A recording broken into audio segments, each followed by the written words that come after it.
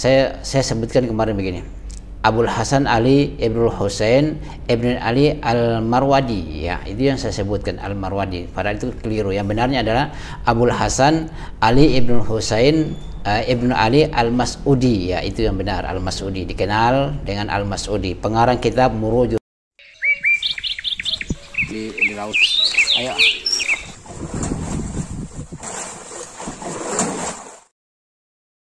Hasilnya jadi saya harapkan kepada teman-teman 625 ini adalah 25 ikhlas kepada Allah Subhanahu wa taala.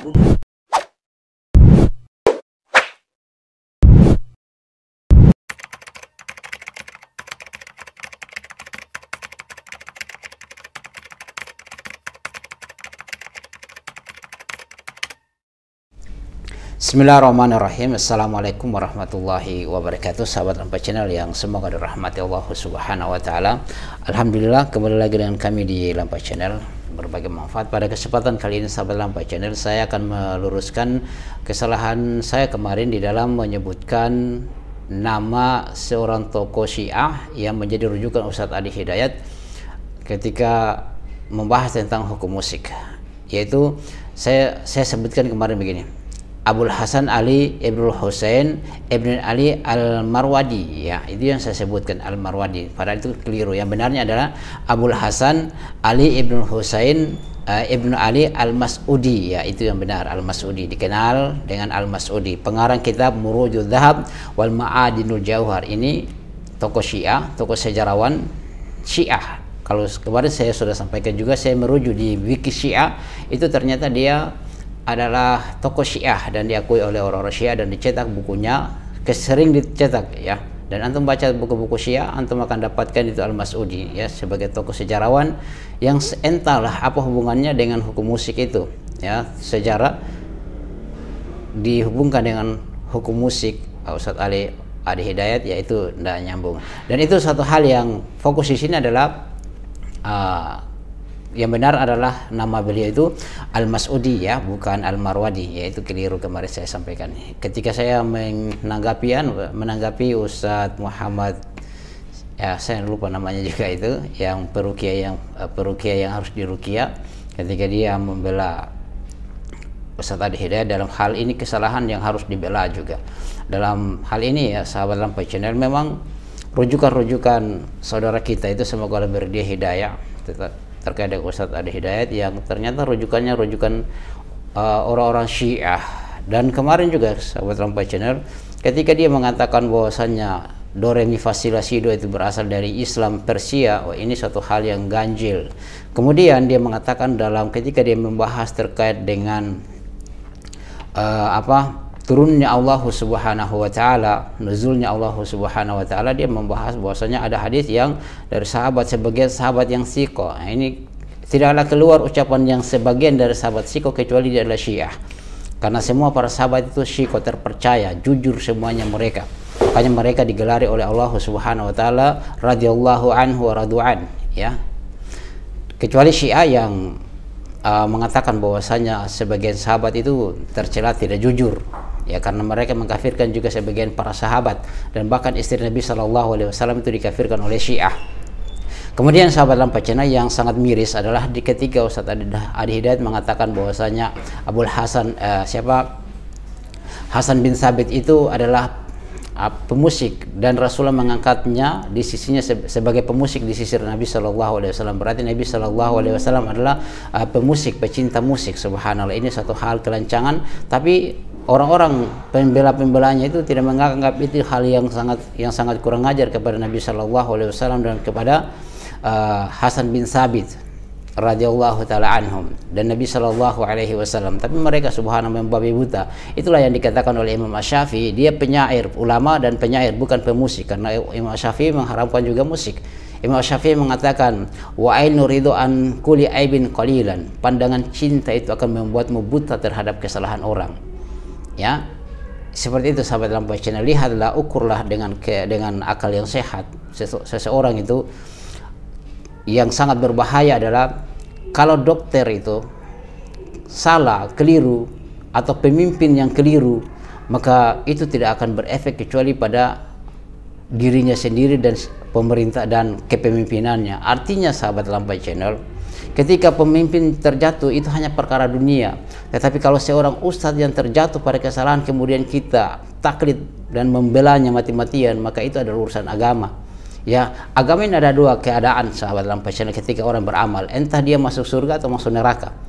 Hanya dua itu saja. Ketika kita masuk kepada adai ila abwabinah jahannam, mengikuti ustadz-ustadz yang menyuruh kepada pintu-pintu neraka jahanam, maka berhati-hatilah. Tidak semuanya orang kita harus melihat, oh dia adalah orang yang bagus hafalannya, benar hafalannya. Subhanallah sahabat Lampai Channel, saya sudah katakan Al-Quran, ada kemarin dia mengatakan bahwa dalam surah kedua ayat 112 itu pojok kiri atas. Setelah saya cek, saya kumpulkan 4 buah Al-Quran Madinah, cetakan Mesir, cetakan Yaman, bahkan cetakan Indonesia. Saya lihat itu bukan di surah kedua, bukan bagian pojok kiri atas, bukan, tapi dia pojok bagian bawah ayat terakhir dari surah Al-Baqarah. Ya, sebelah kanan dia, bukan sebelah kiri, tapi dia pojok paling bawah. Tapi seperti itulah sahabat Lampai Channel, kita terkadang itu lupa bahwasanya manusia itu adalah penuh dengan kekurangan. Dan kekurangan tersebut kalau kita lihat salah, ya katakanlah itulah salah. Dan yang paling bagus adalah ketika kita mengakui kesalahan tersebut, ketika ada yang menasihati, alhamdulillah ada yang tegur kita. Ya, alhamdulillah ada yang mengingatkan kita ketika kita jatuh pada kesalahan. Ingatlah Ibnu Aqil orang yang cerdas.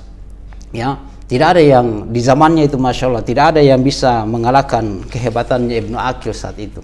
Ya, tidak ada yang bisa mengalahkannya. Tapi bersamaan dengan itu, dia dibantu oleh para masyayikh, dibantah. Bahkan Ibnu Hibban, ketika Ibnu Aqil sudah mengumumkan tobatnya, ketika dia terpengaruh pemahaman Mu'tazilah, karena dia belajar kepada dua tokoh Mu'tazilah, yaitu Abu Ali Ibn Al-Walid dan Abul Qasim bin Tabban. Ini dua tokoh Mu'tazilah yang dijadikan rujukan oleh Ibnu Aqil. Ternyata setelah dibantu oleh para ulama di zamannya, masya Allah, Ibnu Aqil di usia 34 tahun dia bertobat. Dia umumkan tobatnya di masjid yang dikelola oleh siapa itu? Syarif Abu Bakar, dan bahkan di situ dihadiri oleh Syekh Abu Bakar Al-Bazzar.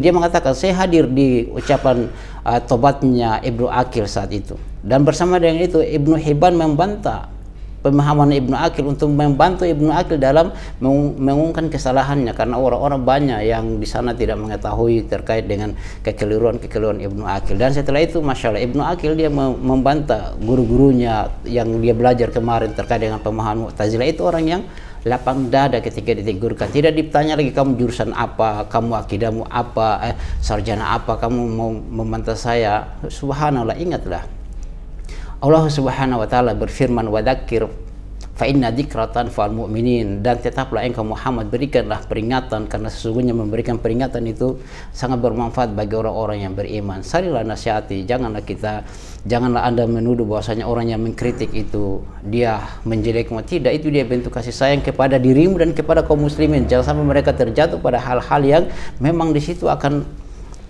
kesalahan-kesalahan fatal. Ya, jangan kita membabi buta terhadap hal-hal yang salah. Ketika orang yang salah, katakanlah dia salah.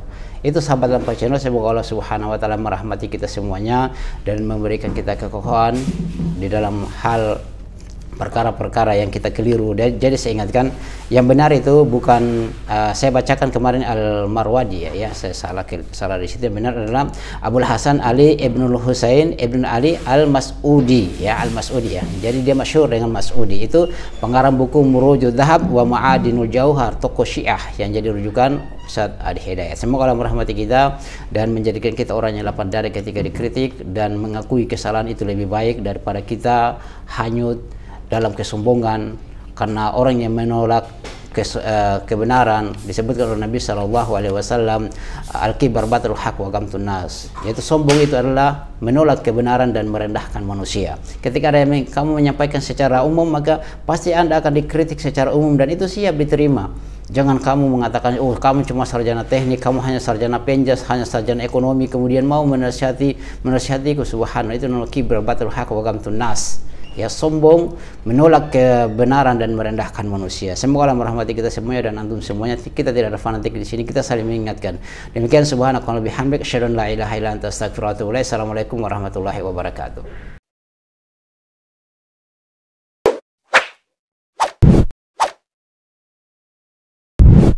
الحمد لله رب العالمين